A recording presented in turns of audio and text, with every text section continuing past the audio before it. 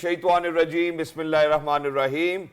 Assalamualaikum, ji ayanum, pakhair agale, ni hao, chunushumme, washmale, ohaya gonzaimas, guten morgen, hola, bonjour, privyet, kaifa hal, hale shumachatore, ahlan wasahlan, marhaba, buna, mucho, gracias, swabia, bhalli kare aaya, hosh gal de nanayo sayo, khuya mora, chivato, chihal, yod, kalimera, and a very warm welcome to everybody who's tuned into PTV World and watching World this morning. Alongside my very wonderful and well-learned colleague who happens to be Miss Mariam Zia. I happen to be Shahzad Hassan Khan, and we hope and pray that everybody out there is doing wonderfully well and that you're ready to kickstart your day with us. But first things first, hello Mariam, assalamu alaikum. How are you feeling today? I'm great, and how are you, Shahzad? Absolutely perfect, on top of my energy, and I certainly want to achieve whatever my goals are for today and whatever I have thought of my goals in my lifetime. Of course. And when we talk about positivity and positive thoughts, Shahzad, I think gratitude is very important. When we are thankful for the things we already have in life, we get more. So positive energy, positive thoughts are very important when we start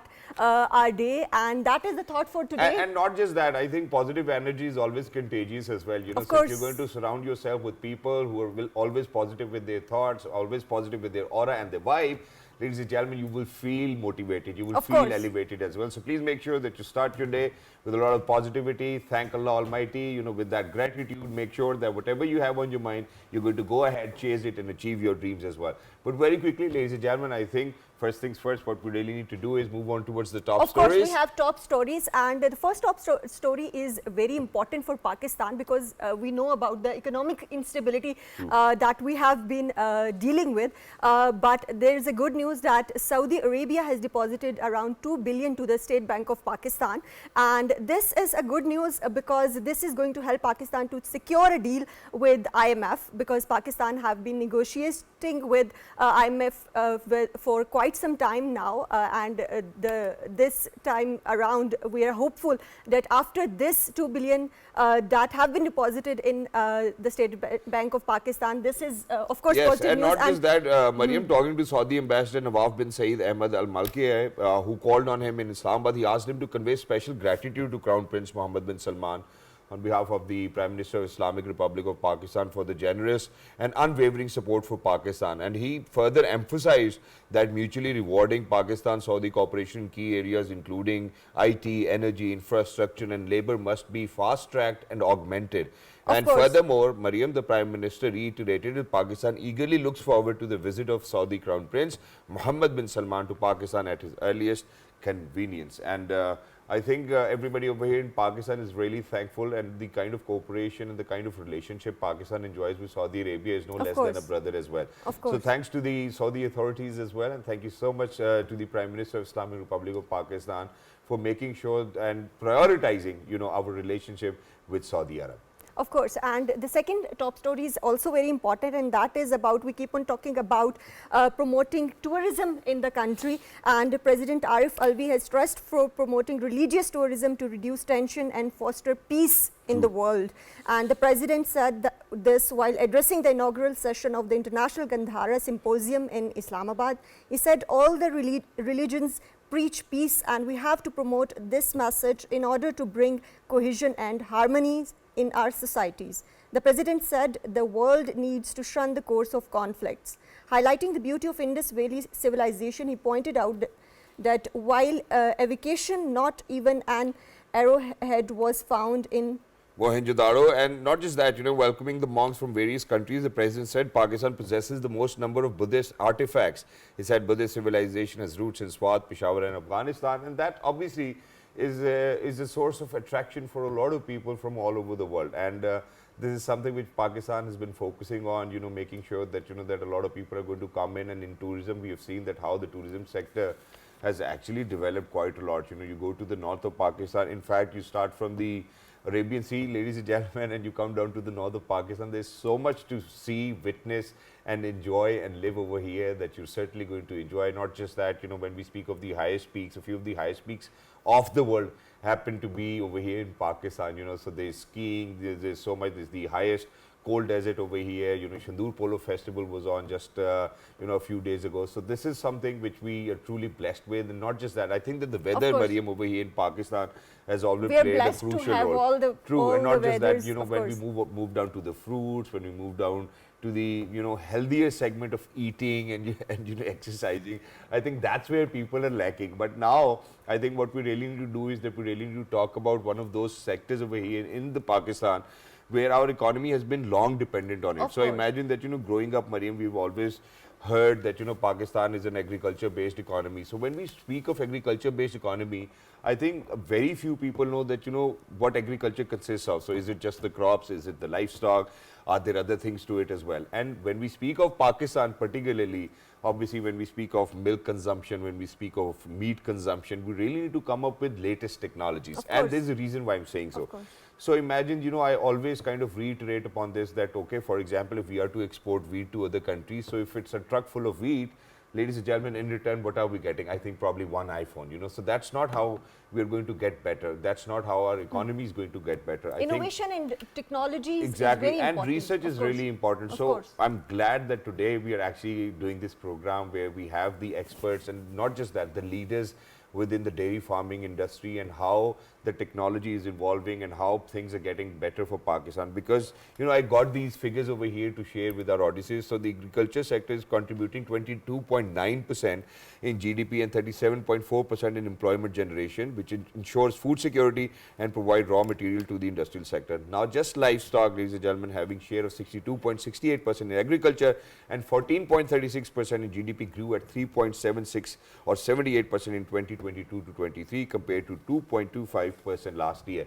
And to talk about this, we're very lucky that we've been joined by experts. First up, ladies and gentlemen, we're very lucky that we've been joined by somebody who happens to be the Chief Executive Officer of Happy Cattle Dairy Farm Private Limited, Pakistan, and he is Chaudhry Sultan Mahmood Sahab. Hello, sir. Assalamu alaikum. Good morning. How are you feeling today? I'm pretty good. And thank you so much, sir, for joining us. It's wonderful to have you over here, and that too to talk about a topic which is very relevant, which is very important for our economy. Thank you so much. And Shehzad, we have another very pertinent guest, that is Dr. Kaisar Shehzad, who is Director, Royal Cell Biotechnology. How are you doing, sir? And a very good morning to you and welcome to PTV World. Yes, I am doing good. Thank you so much. Nice to be here. And he's a dairy farming expert as well. And ladies and gentlemen, when we talk about the sexy men and when we talk about the embryology technology over here, I think he's the guy we really need to talk with.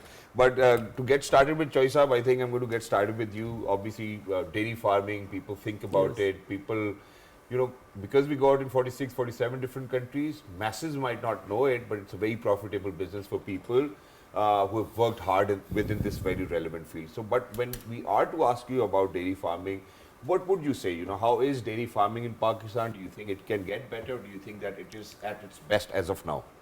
Yeah, the dairy farming is getting better.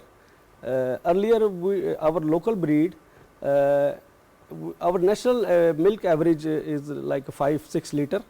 So in 2019, we import the American high yielder cattle from USA. Okay. That cattle average is 30 liter per day. So that boosts the milk production. True.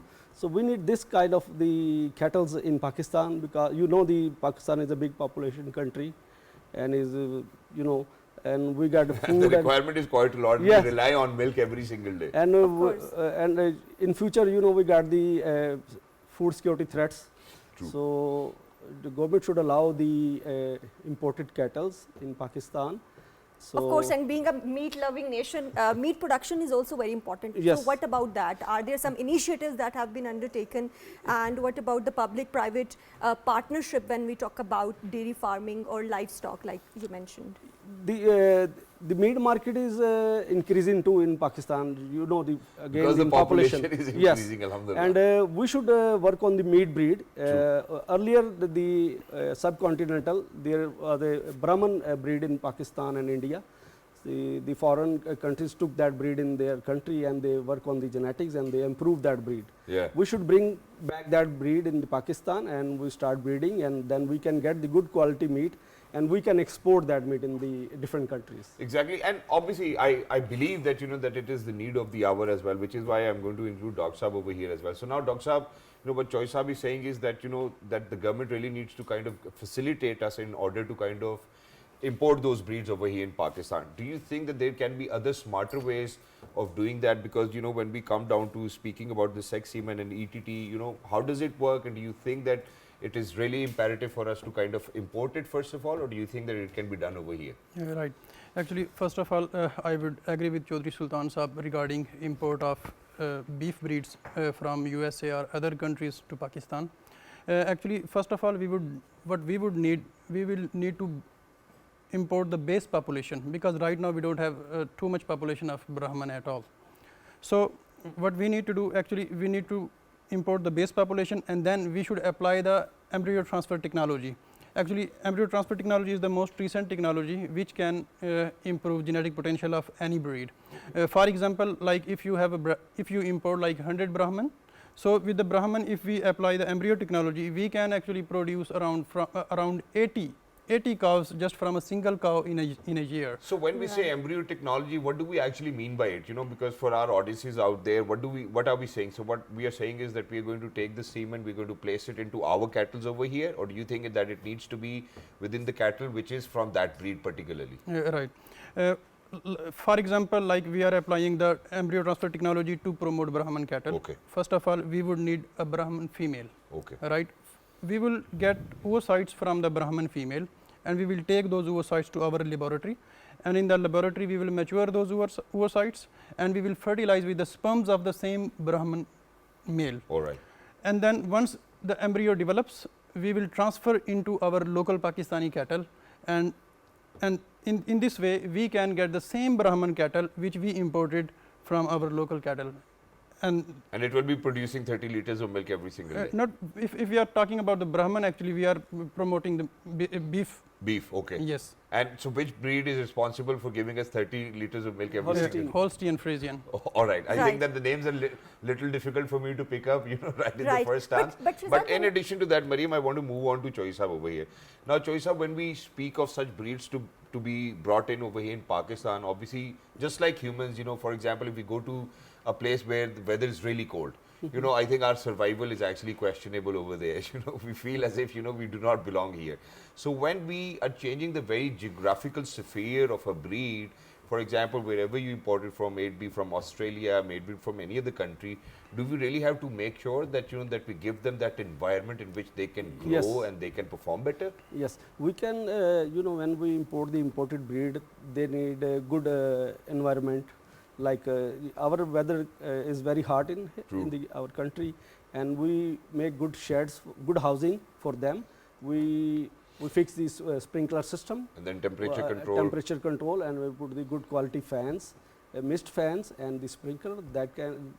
Then we can keep that breed. And then what about the breed? Because I think what we really need to do is that whatever we are feeding that particular breed with has to be different from what we were feeding our Gai Majing, whatever we refer to it. Or however, if you keep them in comfort, they can give us the good milk. True. The comfort is the good marinade system, good sprinkler system, and good ventilation system. If we fix that system, then we can get the good milk, and we can raise them, and we can get the घरेलू माहौल देना पड़ता है. Yes, exactly. Right. उनको लगेगा हम दूर नहीं हैं. But whenever we talk about these things, I think sustainability is very important as well. So what about sustainability in dairy farming industry? Are there some initiatives to address that? Yes. Because of course we are importing breeds and providing them the environment, but making them sustainable is also very important. Yeah, you know, फले फूले ना. है ना? yes. 3 years ago, when we started importing the cattle in 2019, we import 8,000 cows in last 3 years. Wow. That actually very big quantity. So we built like hundreds farm in the Pakistan. We support them, and we're still working on that dairy sector and beef sector.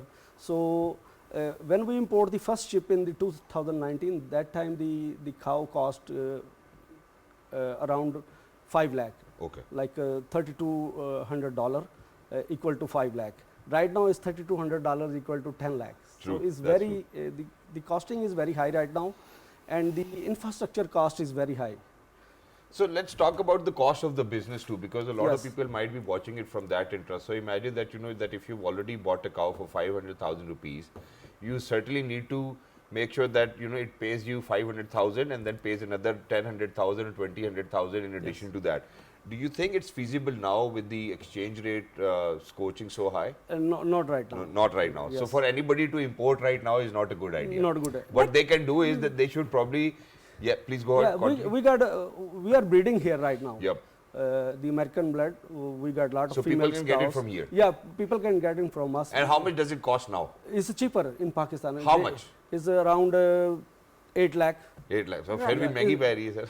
If you import from the USA, then it's cost around be 11 lakh or 10 to 11 lakh. All right. So everybody's going to save 300,000. Now Yeah, that's where your role comes in because that's exactly what Right. we want for people to kind of observe and then do it and achieve their initiative. And that is that okay, if we have the embryo technology over here, we can get it for cheaper. I think that's why that's the entire motive of having this technology over here. And so how much do you think a calf would cost us or a cow would cost us after that technology has worked for people? Yes, once we apply the embryo transfer technology locally in Pakistan, it will reduce the price of a cow by half. Okay, so Right. for example, if it is for 800,000 rupees, it will come will- down to 400,000. 400,000, yes, you are right. And what is the waiting period? Waiting period is like, actually 9 months is the pregnancy period and again 2 years. So But sir, just 2.9 before the years. show, while we were talking about it, you said that with this embryo technology and with such technological interventions, we come to a point where a cow can actually have 17 offsprings in an year. And I believe that this is something which might be record breaking, but how is that naturally possible? Yes, actually naturally only a cow can yield around 4 to 5 calves Over a lifetime. over a lifetime. Right. But here, because we are collecting the oocytes, and oocytes actually we can collect in the cow from any time, even if the cow is pregnant, Yeah. we can even collect the oocytes even at that time. Really? So yes, so that's why we can produce more calves through using embryo technology. So, anybody outside would be thinking that, okay, if we are genetically mutating them or not mutating, modifying them, do you think that, that whatever milk they are going to produce will have an impact? Do you think that for all of those injections, for all of those medicines given to genetically modify that very gene, which actually helps us in producing a lot of milk or a lot of babies over a period of the life cycle of the cow, do you think that it will have an impact on the milk outcome? Or do you think it will have an On the impact on the nutritional health of the value people? Yes. of course. Yes, when we are talking about just IVF technology, Ji. it's actually a very much natural process. Okay. Because we are not editing any gene in this technology. We are just collecting the oocytes from a high yielding animals, and we are fertilizing those oocytes from the sperms, which is already a good bull. Okay. So it is a very much natural process. Only if that cow has to yield like 5 calves in a whole life, it is actually now being replicated and it is giving like 20 calves per year. Alright. So there is no gene editing in this one. Right. But if we apply the gene editing technology, actually we can improve milk production even more And the earlier. meat which we are going to consume is going to be healthier? Yes, it's the same milk. It's the same. Wow, that's wonderful. So Right. is it going to be like, for example, if we are going to take advantage of this technology, so I'm like, okay, bhaijan, mere 5 bachche jo hai na book kar de, theek hai? For example. So over here we do see, it's exactly like how we actually go to book a car at a showroom. So like, sir, 3 saal ki waiting hai. So how is it over you here? have to wait. Yes, How long do we have to wait, for example? Yes, right. Actually, like I would like to tell about the policies of our company, such as Ryle Cell Biotechnology China, because it is a CPEC project and we are here to develop Pakistani buffalo here. True. So what we are doing with the farmers, we are asking the farmers that if you have a very good buffalo, just contact us and allow us to collect oocytes from that animal. Okay. What we would do, we would collect the oocytes and produce embryos out of that animal and share 50% of the embryos with the farmer, and we will keep 50% of the embryos with ourselves. And actually there is no cost involved with the farmer. So Right. farmer is actually multiplying its genetics, Yep. and what we are in return getting, we are getting the embryos out of that Right, genetics. but this is dairy farming is not only about the milk production. Yes. Is there potential for diversification in dairy farming as well, and what are some of the avenues in which we can diversify? Yes, Because there is a lot of technology या that हमें you're गोश्त समझ telling us आती है या about. दूध समझ आ रहा है उसके अलावा? हाँ. Yes. So Yes, I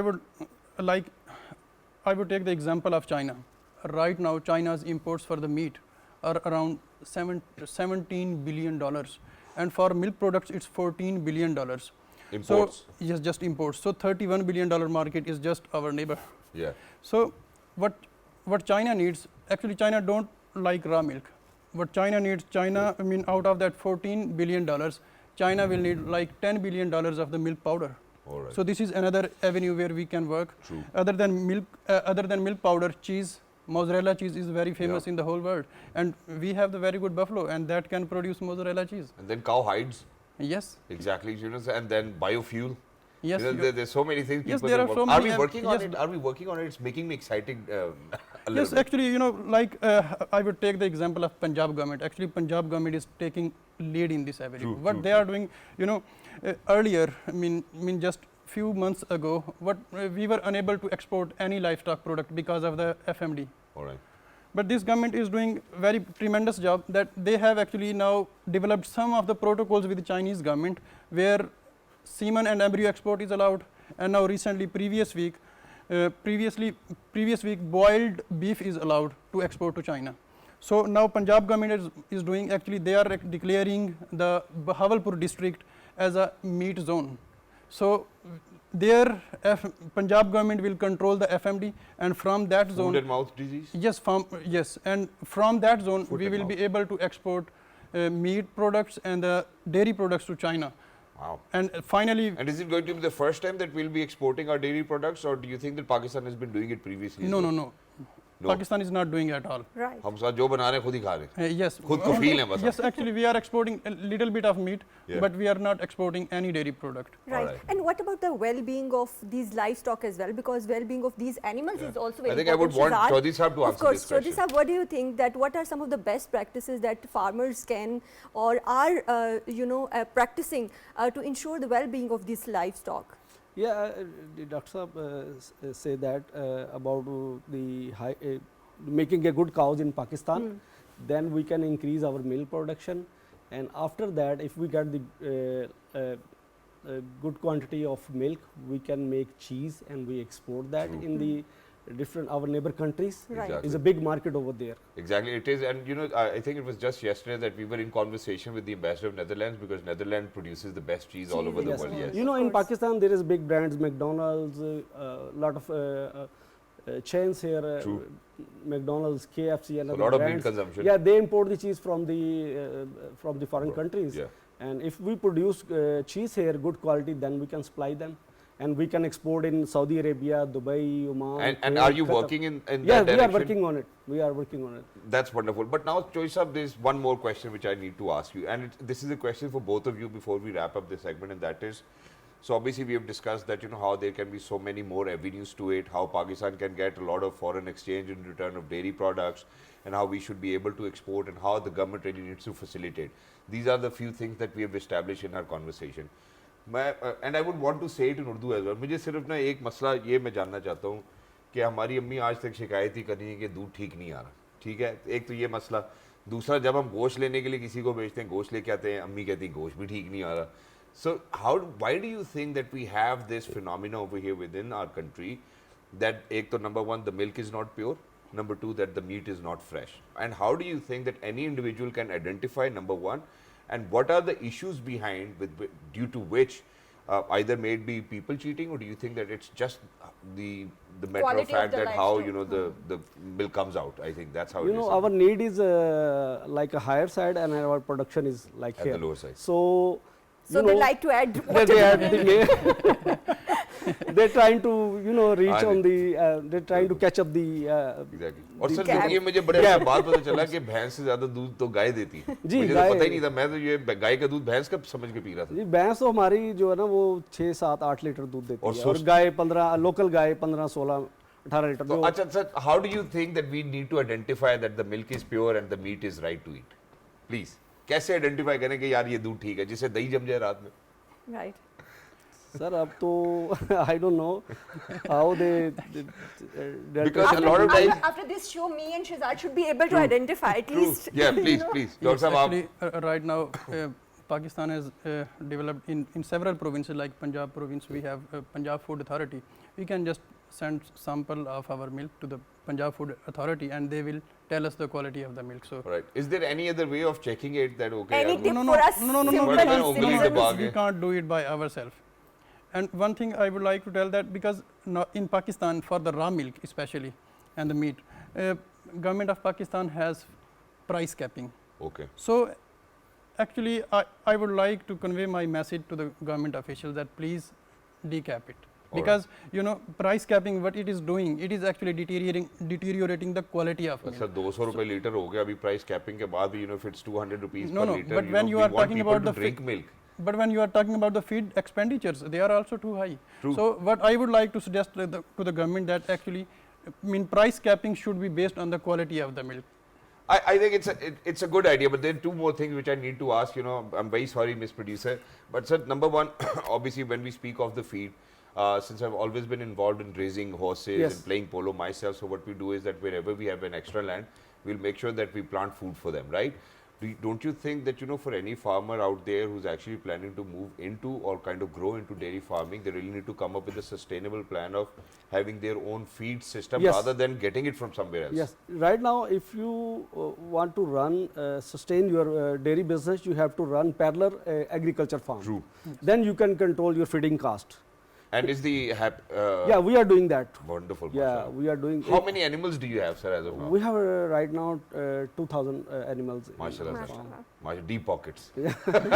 So Wonderful. So very quickly towards the end, sir, what will be your message and how do you think that we can have, you know, side by side parallel to that, as Choi Saab has mentioned, that, you know, we really need to grow our own feed and then make sure. And do you think that the feed we grow is the feed which is being required by those animals which are genetically modified? Yes, actually, there is no problem in our feed. Okay. Actually, we are very good in nutrition. Exactly. And especially animal nutrition. And one last question, that is that, you know, if our production is low and our consumption is high, how do you think that we'll come down to a point where Pakistan will be exporting dairy products? Of course, we need to establish introduce some kind of reproductive biotechnologies, as I mentioned, embryo biotechnology, semen sexing kind of products.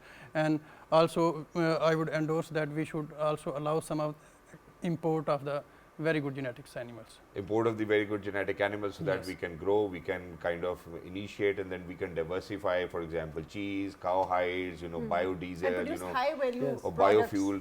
And, you know, it's great. So Pakistan, ladies and gentlemen, alhamdulillah, is on the right track. You know, we have people like Choi Saab, we have people like Dr. Saab over here who are working in this technology.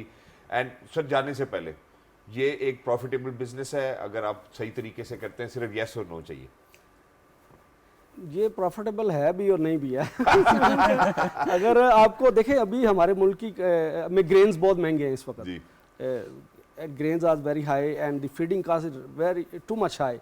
If we the main thing is we need to start agriculture farm.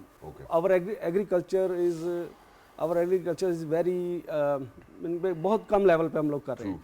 So we need to start cooperating farming. Exactly. If we So we need to harvest more. harvest more. Yeah. If we harvest more, then feeding costs become down. Wow, that's wonderful. So that is the main key. Wonderful. Yes actually मैं इसमें आपको एक उम्मीद दिलवाना sir, चाहता हूँ sir. कि इंशाल्लाह अगले 6 माह बाद ये बिजनेस ना सिर्फ प्रॉफिटेबल होने वाला है बल्कि पाकिस्तान के लिए बहुत सारा रेवेन्यू भी जनरेट करेगा. Inshallah. Right. And me and Shirad are going to open a dairy farm. Inshallah, why not? You know, I would love to do that. I've always been closer to nature, and what better way to, you know, get more closer to the nature? Because when I visited Germany, I think they see it around. There are people, and that this is something which they do at their countryside. So everybody would have like 4 or 5 cows to themselves, a lot of chickens, and what they do is, so you know, they have these cottages made outside their houses. So they do not have any teller or anybody over there to sell. So what people do is that people will drive up to your farm, get inside, get all the eggs they want and the milk they want, and put the money in a kitty bank, and then they leave. You know, so I hope that, you know, that we're going to come down to this point where everybody gets organic food, because, ladies and gentlemen, organic food will make you healthier. We're actually heading out towards a short break. Thank you so much, Oisa, for being with us. Thank you very much, Dr. for being with us, and for everybody who's out there. Ladies and gentlemen, we want to talk about it, but there has been quite a lot of losses in terms of agriculture and livestock when we speak of the climate change. Of course. And there's a reason. So imagine there were $40 billion of losses, you know, just previous year because of Pakistan being vulnerable to climate change and the flooding. And how it's going to impact us in near future is something which we wanted to discuss in connection to this. So don't go anywhere. We'll be right back. Good morning. Good morning.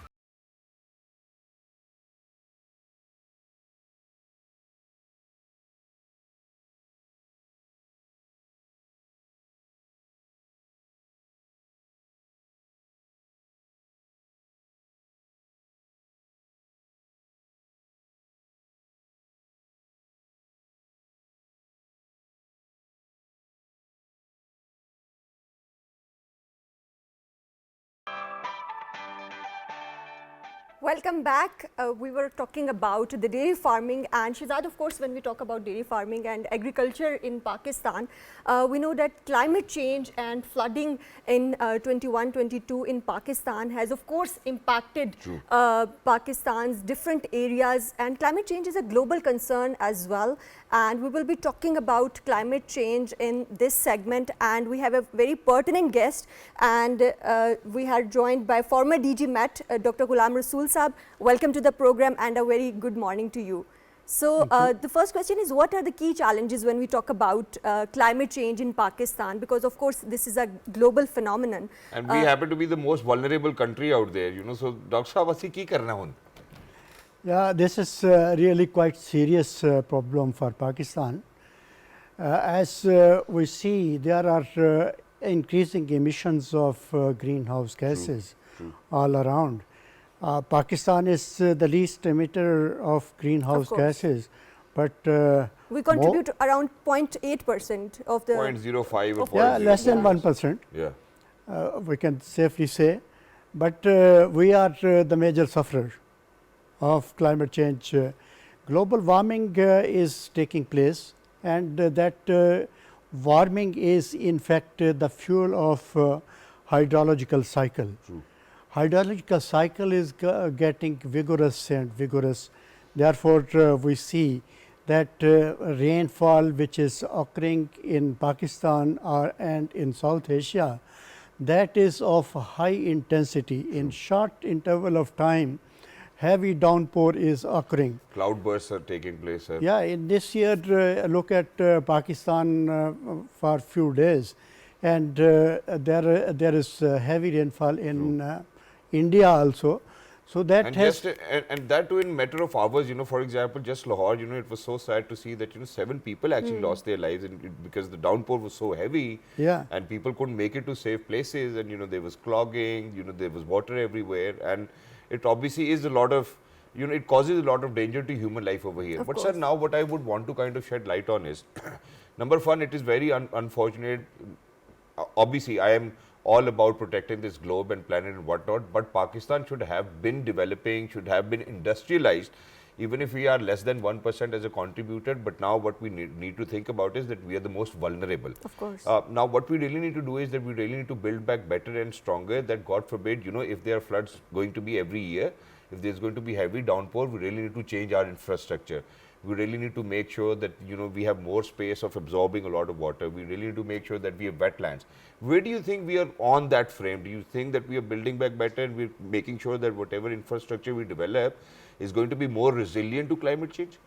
Yeah, Pakistan understand climate change vulnerability and future projections of climate change very well, and they have taken several initiatives which are leading Pakistan towards For example, sir? Of course, resilient. Pakistan played an important role in COP27 as well. So Pakistan was the only country that advocated for climate change at the international level and advocated for vulnerable countries. And of course, the world over pledged for Pakistan as well to contribute for the losses we witnessed in our flooding. That's true, but you know, I would want Dr. Saab to kind of complete his answer, because Dr. Saab, you were mentioning that there are a lot of initiatives which have been taken. Please, can you please shed light on that? The recent initiative, let's start with this one. This is Greener Pakistan. Pakistan Army will be supporting Pakistani Government. civil institutions, and those civil institutions will be working on different areas of Greener Pakistan. In the big one is to bring barren lands under cultivation.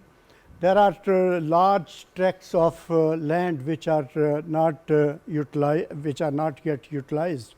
Their potential is high. These are virgin lands which can produce a lot of food. True. But at the same time, challenge is, if we add more land, then more water will be required. True.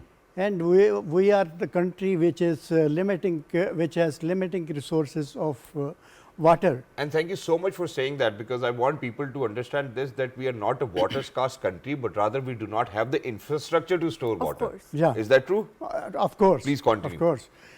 Because water which is coming in the form of rain and glacier melt, snow melt, that is running into the sea in the form of storms. True. So that should be our challenge, first challenge, that storm water should be utilized wisely, and then additional land can be cultivated easily, and that storm water is destroying our crops, our housing, Everything. our infrastructure.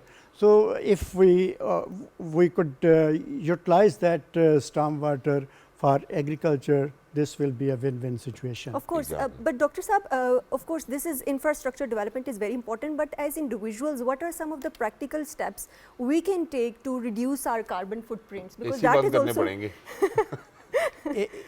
In fact, bicycle पे आना we- पड़ेगा office. we have to follow the pathways which are leading us to low carbon development. Of course. And what are those measures? What are the steps? Especially in agriculture, in transport sector and energy sector. Our energy is still being produced with fossil fuel. Fossil fuel is producing a lot of carbon. So producing and using renewable energy resources is also very important when we talk about reducing Yeah, carbon. that's the alternate which we should adopt quickly, especially solar and wind. Solar and wind are great resources of Pakistan.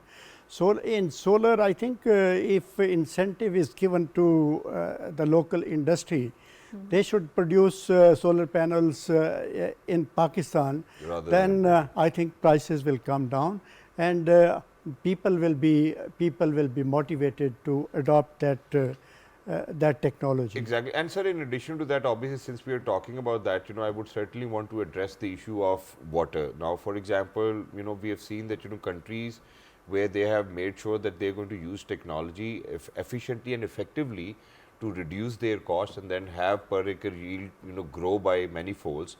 What they've done is that they've come up with drip agriculture systems as well, where there's lesser water utility and then there's more harvestation. Not just that, we really need to run, I believe, massive campaigns for our farmers that, that the crop calendar has changed due to the climate change.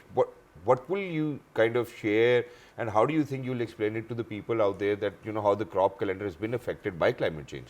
These are different aspects which should be addressed in integrated True. way, because when day and night temperatures are increasing, summers are expanding. True. And winters are shrinking. And this time around, I think that the summer is shrinking and the winter is expanding, so it's different. Last year, June and July was really very hot. This year around June, I believe, 5-10 days were really hot, but now the weather is just fine. It's just maximum is 31-35 degrees. This is climate variability. True. And when we talk about climate change is not occurring in a constant way. It is coming in ups and downs. True. So that is climate variability. So climate variability is at its peak. In Pakistan especially, if you look at last year 2022, there were floods in Of course. Balochistan. Balochistan is arid zone, where minimal amount of rainfall occurs during the year. True. But 500 times greater rainfall amount received in that province. And sir, in addition to that, I'm very sorry, but for all of those people who happen to be advocates of climate change, they might not like it, but I would want this to be out there. For example, let's speak about El Nino and La Nina as well, because Okay. how they're crosswinds and the winds change direction, and they say that every 100 years this is a phenomena which takes place naturally. So are you an advocate of climate change, or are you an advocate of El Nino or La Nino? El Nino and La Nina are two episodes which are affecting climate. Okay. So they are bringing climate variability. El Nino is a warming of eastern equatorial Pacific waters Okay. along Ecuador, Peru and Chile, and La Nina is cooling of water in that zone. Okay. So both are affecting the general circulation of atmosphere. Therefore, the lot of changes occur in the weather patterns. But El Nino of- and La Nina are actually natural phenomena, right? they are natural. Okay, so if they're natural, what you're trying to say is that they have an impact on climate change? They have. They have, and how do they have an impact on, so, okay, warming of the water and then water being cold, how does it have an impact on climate change? They increased the climate variability. Okay. That increased climate variability is appearing as climate change. Like Pakistan last year was La Nina year, Yeah. and Pakistan received a lot of rainfall. True. That was historic one, not only La Nina effect, but there were other parameters also which contributed. Exactly. This is now this is El Nino year, and under El Nino year, this was a myth that Pakistan will receive poor rainfall. Okay. But this year rainfall has started. Exactly. With, And the monsoon great is a little momentum. earlier. Yeah. Because last year I still remember, because I was hosting my shows for Kashmir Premier League in Kashmir, and our matches were in August. And so unfortunately for 5-6 days we couldn't really hold any match because it was raining over there. And this year around, what we witness is that, right, Mariam, from the start of July, we have started to witness monsoons. So these changes will obviously have a Of course, long-lasting of impact course, on our and- agriculture, on our livestock, Of and course. on every facet of life. So how do you think we need to make people more aware of these very things, that hey, you know what, you really need to kind of prepare yourself and be ready that okay, these things can take place from now onwards. So we really need to have that preparedness with us. And also, Shehzad, I would like to add that urban centers are also vulnerable when we talk about this, because of course there was alert by the Met Department as well that there is going to be urban flooding. So how to build the resilient city centers? Cement ही इस्तेमाल करें. Yeah, for urban flooding, I think our sewage system should be very, very efficient. True. And that should be redesigned according to the extremes which are occurring right now. So this should be taken care of by the civil engineers who are involved in these construction practices. True. But at the same time, if we look at the flooding history of Pakistan, floods used to occur by the end of monsoon season. In August, It's pre-monsoon. last fortnight of August or early True. September. True. But now floods are occurring just at the beginning of monsoon. And it's almost an every year thing now in Pakistan, and this is very unfortunate, obviously. And the Pakistani government is trying to build back better. But sir, now when we speak of floods and climate change and all of these things which are having an impact, now what we really need to do is that we really need to have more awareness. How do you think that people individually can have more awareness? May them be farmers, may that be the real estate sector, because they consume a lot of water, number one, and they contribute quite a lot to climate change. So how do you think that that the government really needs to come up with a policy which actually ensures that we are building infrastructures which are more resilient to, number one, climate change, and that they're not a contributor to climate change? This is our collective responsibility. First, government has to. This is a good opportunity time. I think we should avail that global community is aware about the vulnerabilities of Pakistan. True. And Pakistan, as a responsible nation, has reacted to all the protocols of climate change. As you mentioned, COP27. Of course. So Pakistan is showing its responsibility. Of course, and but international cooperation is very important when we talk about climate change. So how do you think Pakistan can do more to raise its voice on international stage for all the vulnerable countries? yeah, Pakistan is aware about its vulnerabilities, but Pakistan is lacking in expertise, lacking in technology, lacking So knowledge sharing from the lacking international. in financial resources. True. So knowledge sharing is Financial very resources important. is our biggest hurdle. And if these financial resources are coming to Pakistan, I have seen yesterday Recharge Pakistan is a big project. True. Which will be addressing the water underground water table to be improved. So that is 7 years project. We should not we should not focus on only these minor things, but at the same time we should take technical support also from the developed countries who have this practice to mitigate the effects of climate change. So it really needs to be a joint effort, and people who happen to be an expert on these very issues, I think they need to be brought in. We need to share their research with they need to share their research with us, and we need to make sure that we put in more research. But very quickly, sir, towards the end, how do you think our glaciers are responding to climate change? Glaciers are receding at a much faster rate compared to the past. So this is our great resource. More than 7,000 glaciers are in Pakistan geographical limits, and they are receding fast. They are retreating back, and they are producing glacial lakes. And those lakes, when they fill up to their full capacity, they are suffering outburst, and that glacial lake outburst flood is the major hazard in GB and Chitral. This should be addressed, I think, because unfortunately deforestation. And if we start to work on it now, it will take us years to kind of make sure that that we are going to slow down the entire process. It will, but we should take the first step. Exactly. And we should motivate the people living over there to feel the ownership of those glaciers, and then they should be. Thank you so much, sir. Thank you so much. We're very short on time, but we got the message, and I believe that it is for everybody out there to feel responsible, take responsibility as a Pakistani, and whatever you can do in your capacity, make sure that you do that. Me and Mareem over here, whatever was in our capacity and what we were able to do, we made sure that we were going to share. Try our best to reduce our carbon where prints, we can develop, how we can do things, and it is our responsibilities as Pakistanis now to make Pakistan better. Thank you so much, sir, for being with us. Lovely to be in conversation with you, and for everybody who's out there, ladies and gentlemen, since we're short of time, so I think towards the end, 1, 2, 3, good morning. Have a great day.